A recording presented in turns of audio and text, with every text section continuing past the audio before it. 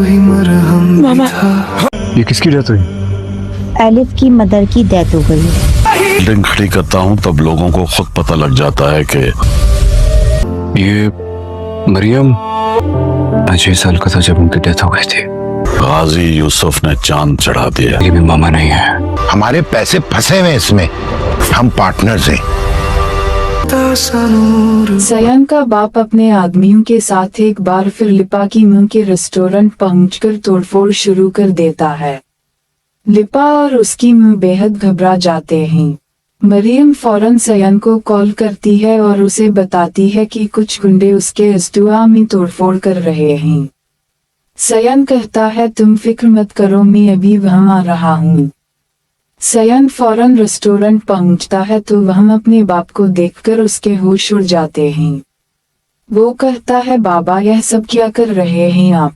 गाजी यूसुफ कहता है मैं यह जगह खरीदना चाहता हूँ, मगर यह दोनों बेटियां इज्जत से नहीं मान रही, इसीलिए मुझे इसी तरह अपनी बात मनवानी होगी। सयान कहता है बाबा मेरे होते हुए इन लोगों के साथ आप कोई जोर जबरदस्ती नहीं कर सकते, प्लीज इस वक्त यहाँ से चले जाएं। इसी वक्त लिपा आगे बढ़ती है और सयान के मुंह पर जोरदार थप्पड़ मार देती है और कहती है कि आखिर चाहते क्या हो तुम? मेरा पीछा क्यों नहीं छोड़ देते? पहले तुमने मेरे पीछे गुंडे लगाए और मेरा सामान चोरी करवाया और अब अपने बाप को हमारे पीछे लगवा दिया और अब हमारी मदद का नया ड्रामा कर रहे हो। सयान को इस वक्त बेहद गुस्सा आता है, मगर मरियम के खातिर वह अपने बाप को लेकर वहां से चला जाता है।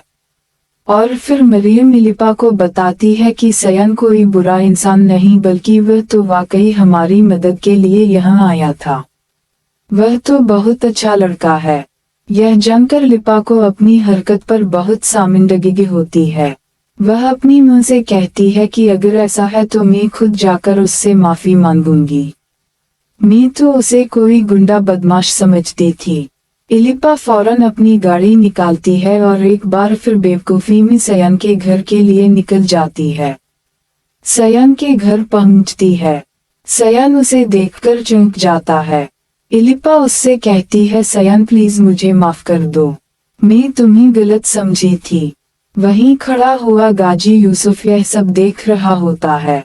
सयान लिपा की बात सुनकर बहुत खुश हो जाता है और कहता है कि तुम अब बेफिक्र हो जाओ, कोई तुमसे तुम्हारा रेस्टोरेंट नहीं खाएगा। मगर गाजी यूसुफ उस रेस्टोरेंट को हथियाने का फैसला कर चुका होता है। मगर एक तरफ सयान को भी लिपा से मोहब्बत हो जाती है। गाजी यूसुफ यह सब देखता है तो एक मंसूबा बनाकर सयान को कुछ वक्त के लिए किसी बहाने से शहर से बाहर भेज देता है और लिपा की मुंह को टॉर्चर करना शुरू कर देता है। वह हर तरह से ब्लैकमेल करके वह रेस्टोरेंट छीन लेता है। लिपा की मुंह जो कि पहले ही दिल की मरीज है, वह यह सदमा बर्दाश्त नहीं कर पाती और शायद इसी सदमे में मर जाती है। लिपा बिल्कुल अकेली रह जाती है और हमेशा के लिए मुल्क छोड़कर तुर्की जाने का फैसला कर लेती है। सयान वापस आने के बाद जब मरियम से मिलने जाता है तो यह सारी बातें जानकर उसके होश उड़ जाते हैं। वो उससे मिलने उसके पास जाता है, मगर लिपा उससे सख्त नफरत करती है और उस पर चिल्लाती है कि तुम्हारे बाप की वजह से मेरी मां इस दुनिया से चली गई। तुमने तो वादा किया था ना कि ऐसा कुछ नहीं होने दोगे।